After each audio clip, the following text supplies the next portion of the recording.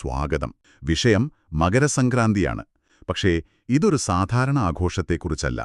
പട്ടം പറത്തുന്നതിനെക്കുറിച്ചോ ബന്ധുക്കളുടെ വീട്ടിൽ പോയി മധുരം കഴിക്കുന്നതിനെക്കുറിച്ചോ ഒന്നുമല്ല ഇതിൽ പറയുന്നത്.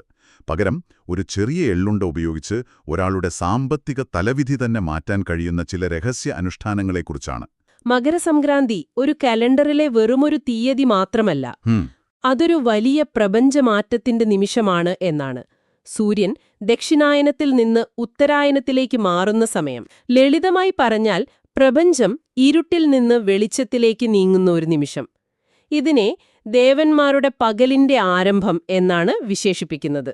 കുടുംബകലഹം, കടബാധ്യത, ജോലിയിലെ തടസ്സങ്ങൾ, ഇതിനെല്ലാം കാരണം നമുക്ക് ചുറ്റുമുള്ള നിഷേധാത്മക ഊർജങ്ങളാണെന്നാണ്. സൂര്യൻ മകരം രാശിയിലേക്ക് കടക്കുന്ന ഈ ദിവസം പ്രപഞ്ചത്തിലെ പോസിറ്റീവ് എനർജി അതിന്റെ ഉച്ചസ്ഥായിലായിരിക്കും. ആ സമയത്ത് നിഷേധാത്മക ശക്തികൾ ദുർബലമാവുകയും ചെയ്യും. അതുകൊണ്ട് ആ പ്രത്യേക ദിവസം ചെയ്യുന്ന ചെറിയ കാര്യങ്ങൾക്ക് പോലും സാധാരണ ദിവസങ്ങളിൽ ചെയ്യുന്നതിനേക്കാൾ 10 മടങ്ങ് ഫലം കിട്ടുമെന്നാണ് വിശ്വാസം. ഇനി അടുത്ത ചോദ്യം, എന്തുകൊണ്ട് എള്ളുണ്ട? ലോകത്ത് വേറെ എത്രയോ വസ്തുക്കളുണ്ട്. എന്താണൊരു സാധാരണ എള്ളുണ്ടയ്ക്ക് ഇത്ര പ്രാധാന്യം? അതെ, എള്ളുണ്ട് ഇവിടെ ഒരു പലഹാരമല്ല, മറിച്ച് 3 ശക്തമായ ഊർജങ്ങളുടെ ഒരു മിശ്രിതമാണ്. 3 ഊർജങ്ങളോ? അതെ, അതിലെ ഓരോ ചേരുവയ്ക്കും വ്യക്തമായ അർത്ഥങ്ങൾ നൽകുന്നുണ്ട്. ഒന്നാമത്തേത് എള്ള്. എള്ളിനെ പാപനാശിനിയായാണ് കണക്കാക്കുന്നത്. അതായത് ദാരിദ്ര്യത്തെയും കഷ്ടപ്പാടുകളെയും തന്നിലേക്ക് ആഗിരണം ചെയ്യാനും പകരം സമൃദ്ധിയെ ആകർഷിക്കാനും എള്ളിന് കഴിയുമെന്നാണ് വിശ്വാസം. ശരി. സൂര്യന്റെ ഊർജത്തെ സ്വാംശീകരിക്കാനുള്ള ഒരു പ്രത്യേക കഴിവ് എള്ളിനുണ്ടെന്നും ഇതിൽ പറയുന്നു. എള്ളിന് നെഗറ്റിവിറ്റി വലിച്ചെടുക്കാൻ കഴിയും. അടുത്തത് ശർക്കരയാണല്ലോ. അത് മധുരത്തിനു വേണ്ടി മാത്രമുള്ള ഒന്നല്ലേ? അല്ല. ശർക്കരയെ ധനത്തിന്റെ ദേവതയായ ലക്ഷ്മിയുടെ പ്രതീകമായാണ് കാണുന്നത്. ശർക്കരയോ? അതെ, അതിന്റെ മധുരം ജീവിതത്തിലെ ഐശ്വര്യത്തെയും സന്തോഷത്തെയുമാണ് പ്രതിനിധീകരിക്കുന്നത്. ഇനി മൂന്നാമത്തെ ഘടകമുണ്ട്, അഗ്നി. പാചകം ചെയ്യുമ്പോൾ ഉപയോഗിക്കുന്ന അഗ്നി.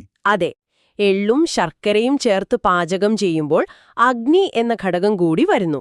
ഇത് പരിവർത്തനത്തിന്റെ, അതായത് ട്രാൻസ്ഫോർമേഷന്റെ ശക്തിയാണ്. അപ്പോൾ ഭൂമിയുടെ ഊർജമായ എള്ള്, ഐശ്വര്യത്തിന്റെ പ്രതീകമായ ശർക്കര, പരിവർത്തനത്തിന്റെ ശക്തിയായ അഗ്നി.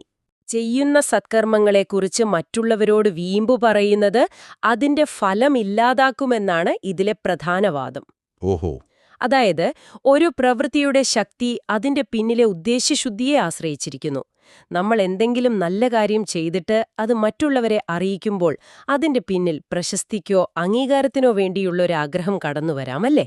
ശരിയാണ്. ഇത് ആ പ്രവൃത്തിയുടെ ആത്മീയമായ ഊർജം കുറയ്ക്കുമെന്നാണ് വിശ്വാസം. അതുകൊണ്ടാണ് ഈ അനുഷ്ഠാനങ്ങളെല്ലാം ആരും കാണാതെ രഹസ്യമായി ചെയ്യണമെന്ന് പറയുന്നത്. അത് ശരിയാണ്. ഇന്നത്തെ സോഷ്യൽ മീഡിയയുടെ കാലത്ത് നമ്മൾ ചെയ്യുന്ന ചെറിയ കാര്യങ്ങൾ പോലും മറ്റുള്ളവരെ കാണിക്കാനുള്ളൊരു പ്രവണതയുണ്ടല്ലോ. ഒരു കപ്പ് ചായ കുടിച്ചാൽ പോലും സ്റ്റോറി ഇടുന്ന കാലമാണ്. അപ്പോൾ ഈ രഹസ്യമെന്ന ആശയം ഇന്നത്തെ ലോകത്തിന് തികച്ചും വിപരീതമാണ്. തീർച്ചയായും. ഇത് നമ്മുടെ അഹങ്കാരത്തെ ഇല്ലാതാക്കാനുള്ളൊരു തരം മാനസിക പരിശീലനം കൂടിയാണെന്ന് തോന്നുന്നു. നിങ്ങളുടെ വലതുകൈ ചെയ്യുന്നത് ഇടതുകൈ അറിയരുത് എന്ന് പറയുന്നത് പോലെ ശുദ്ധമായ മനസ്സോടെ വിനയത്തോടെ ഫലമിച്ഛിക്കാതെ കർമ്മം ചെയ്യുക എന്ന ആശയമാണ് ഇതിന്റെ കാതൽ. ഇനി ഈ തത്വത്തിൽ അധിഷ്ഠിതമായ പ്രധാന അനുഷ്ഠാനങ്ങളിലേക്ക് കടക്കാം. അതെ, 5 എള്ളുണ്ടകൾ ഉപയോഗിച്ചുള്ള ഒരു പ്രയോഗമാണ് അതിൽ പ്രധാനം. ഓരോന്നും ഓരോ സ്ഥലത്ത് കൊടുക്കാനും വെക്കാനുമാണ് പറയുന്നത്. മനസ്സിൽ ദേഷ്യമോ അസൂയയോ ഇല്ലാതെ ശുദ്ധമായ മനസ്സോടെ 5 എള്ളുണ്ടകൾ തയ്യാറാക്കുകയോ വാങ്ങുകയോ ചെയ്യുക. എന്നിട്ട് ഒന്നാമത്തെ എള്ളുണ്ട ഒരു പശുവിന് കൊടുക്കുക. രണ്ടാമത്തേത് നിങ്ങളെ ആരും കാണാതെ, പ്രത്യേകിച്ച് പരിചയക്കാർ കാണാതെ ഒരു പാവപ്പെട്ടയാൾക്ക് നൽകുക. മൂന്നാമത്തേത് ഒരു ക്ഷേത്രത്തിൽ ആരും കാണാതെ സമർപ്പിക്കുക. നാലാമത്തേത് നിങ്ങൾ സ്വയം കഴിക്കുക. അഞ്ചാമത്തേത് നിങ്ങൾ പണം സൂക്ഷിക്കുന്ന പെട്ടിയിലോ അലമാരയിലോ സൂക്ഷിക്കുക. ഇത് കേൾക്കുമ്പോൾ ഓരോന്നും ഓരോ പ്രതീകങ്ങളാണെന്ന് വ്യക്തമാണ്. പശു പ്രകൃതിയെയും പാവപ്പെട്ടയാൾ സമൂഹത്തെയും, ക്ഷേത്രം ഈശ്വരനെയും പ്രതിനിധീകരിക്കുന്നു. യഥാർത്ഥ ഐശ്വര്യം എന്നത് പണം സമ്പാദിക്കുക മാത്രമല്ല, അത് പ്രകൃതിയോടുള്ള കടപ്പാട്, പശുവിന് കൊടുക്കുന്നത്, അതെ, സമൂഹത്തോടുള്ള ഉത്തരവാദിത്തം, ദാനം ചെയ്യുന്നത്, ഈശ്വരനോടുള്ള സമർപ്പണം, ക്ഷേത്രത്തിൽ വെക്കുന്നത്, അവനവനോടുള്ള സ്നേഹം, സമ്പാദ്യത്തോടുള്ള ബഹുമാനം, ഇതെല്ലാം ചേർന്ന ഒന്നാണ്. സ്വയം കഴിക്കുന്നതും അലമാരിയിൽ വെക്കുന്നതും. അതെ, ഈ 5 കാര്യങ്ങളിലും ഒരു സന്തുലിതാവസ്ഥ പാലിക്കുന്ന ഒരാളിലേക്ക് മാത്രമേ ലക്ഷ്മിദേവി വരികയുള്ളൂ എന്നൊരു സന്ദേശമാണ് പ്രപഞ്ചത്തിന് നൽകുന്നത്. ഇതൊരു അനുഷ്ഠാനത്തിനപ്പുറം പണത്തോടുള്ള നമ്മുടെ മനോഭാവത്തെ പുനഃക്രമീകരിക്കാനുള്ളൊരു മാർഗമാണ്. ശരിയാണ്. ഇനി മകരസംക്രാന്തിയുടെ രാത്രിയിൽ ചെയ്യേണ്ട മറ്റൊരു അനുഷ്ഠാനത്തെക്കുറിച്ചും പറയുന്നുണ്ടല്ലോ. പകൽ ചെയ്യുന്നതിൽ നിന്ന് അതിനെന്താണ് വ്യത്യാസം? ആ അനുഷ്ഠാനം ഇങ്ങനെയാണ്: ഒരു എള്ളുണ്ട കയ്യിലെടുക്കുക.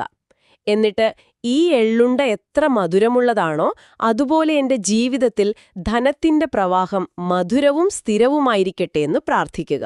ഓക്കെ. അതിനുശേഷം അത് 3 കഷ്ണങ്ങളാക്കി വീട്ടിന്റെ 3 വ്യത്യസ്ത കോണുകളിൽ വെക്കുക. എന്തിനാണത്? ഇത് വീട്ടിലുള്ള സാമ്പത്തിക നിഷേധാത്മകതയെ, അതായത് പണം വരുന്നതിലുള്ള തടസ്സങ്ങൾ, അനാവശ്യ ചെലവുകൾ എന്നിവയെ ആഗിരണം ചെയ്യുമെന്നാണ് വിശ്വാസം. പിറ്റേന്ന് രാവിലെ ആരും കാണാതെ ആ കഷ്ണങ്ങൾ എടുത്ത് ഏതെങ്കിലും ഒരു മരത്തിന്റെ ചുവട്ടിൽ വെക്കണം. ഒരു തരം നെഗറ്റീവ് എനർജി ക്ലെൻസിംഗ് പോലെ വീട്ടിലെ സാമ്പത്തിക പ്രശ്നങ്ങളെ ഒരു വസ്തുവിലേക്ക് ആവാഹിച്ച് അതിനെ പുറത്തു കളയുന്നു. ഇനി നമ്മൾ ആദ്യം സംസാരിച്ച ആ എള്ളുണ്ടയിൽ നാണയം ഒളിപ്പിക്കുന്ന അനുഷ്ഠാനം. ഇപ്പോൾ നമ്മൾ അതിന്റെ പശ്ചാത്തലം മനസ്സിലാക്കിയതുകൊണ്ട് അതിന് കൂടുതൽ അർത്ഥം തോന്നുന്നു. ശരിയാണ്. ഇതിനായി കുറച്ചുകൂടി വലിയൊരു എള്ളുണ്ട തയ്യാറാക്കണം. അതിനുള്ളിൽ ഒരു നാണയം, അത് 1, 5 അല്ലെങ്കിൽ 10 രൂപയുടെ ആകാം, ഒളിപ്പിച്ചു വെക്കാം. എന്നിട്ട് ഈ വിവരം ആരോടും പറയാതെ, അതായത് കുടുംബാംഗങ്ങളോട് പോലും വെളിപ്പെടുത്താതെ ഒരു ക്ഷേത്രത്തിൽ സമർപ്പിക്കുക. ഈ അനുഷ്ഠാനത്തിന്റെ പേര് സൂചിപ്പിക്കുന്നത് പോലെ ഇതിന്റെ മുഴുവൻ ശക്തിയും അതിന്റെ രഹസ്യ സ്വഭാവത്തിലാണ്. നിങ്ങൾ പ്രപഞ്ചവുമായി നടത്തുന്ന ഒരു സ്വകാര്യ ഇടപാടാണത്. അപ്പോൾ ഇത്രയും അനുഷ്ഠാനങ്ങൾ വിശദീകരിച്ചു കഴിഞ്ഞു. ഇതിന്റെയൊക്കെ അവസാനം നമ്മളോട്, അതായത് ഇത് കേൾക്കുന്ന വ്യക്തിയോട് പറയാൻ ശ്രമിക്കുന്ന പ്രധാന ആശയം എന്താണ്? വെറുതെ ഈ കർമ്മങ്ങൾ അതേപടി പകർത്തുക എന്നതാണോ? അല്ല, ഈ അനുഷ്ഠാനങ്ങളെല്ലാം ഒരു ചട്ടക്കൂട് മാത്രമാണ്. ഇതിന്റെ എല്ലാം അടിസ്ഥാനം നമ്മുടെ ഉദ്ദേശ്യശുദ്ധിയും മാനസികാവസ്ഥയുമാണ്. 3 കാര്യങ്ങൾക്കാണ് പ്രാധാന്യം നൽകുന്നത്. ഒന്നാമത്തേത് വിനയം. വിനയം. അതെ, എള്ളുണ്ട ഉണ്ടാക്കുമ്പോൾ പോലും അത് കഴിക്കാനുള്ള ആഗ്രഹത്തേക്കാൾ ഇത് ദൈവത്തിനായി സമർപ്പിക്കുന്നു എന്ന ഭാവനയാണ് വേണ്ടത്. ഞാൻ എന്റെ അഹങ്കാരത്തിനല്ല, എന്റെ ഭാഗ്യം മെച്ചപ്പെടുത്താനാണിത് ചെയ്യുന്നത് എന്ന ചിന്ത വേണം. അഹങ്കാരിയായ വ്യക്തിയുടെ കയ്യിൽ ധനം നിലനിൽക്കില്ലെന്നും വിനയമുള്ളവരിലേക്ക് ഐശ്വര്യം വരൂവെന്നും ഇതിൽ ആവർത്തിച്ചു പറയുന്നു. രണ്ടാമത്തത് വിശ്വാസമായിരിക്കുമല്ലോ, അല്ലേ? അതെ, രണ്ടാമത്തെ പ്രധാന കാര്യം അതാണ്. പൂർണ്ണമായ വിശ്വാസം. സംശയത്തോടെ ചെയ്യുന്ന കാര്യങ്ങൾക്ക് ഫലമുണ്ടാകില്ലെന്ന് വ്യക്തമായി പറയുന്നു. എള്ളുണ്ട അലമാരയിൽ വെച്ചാൽ പണം വരുമെന്ന് ശക്തമായി വിശ്വസിച്ചാൽ നമ്മൾ അറിയാതെ തന്നെ പണം വരാനുള്ള വഴികൾ തേടാൻ തുടങ്ങും.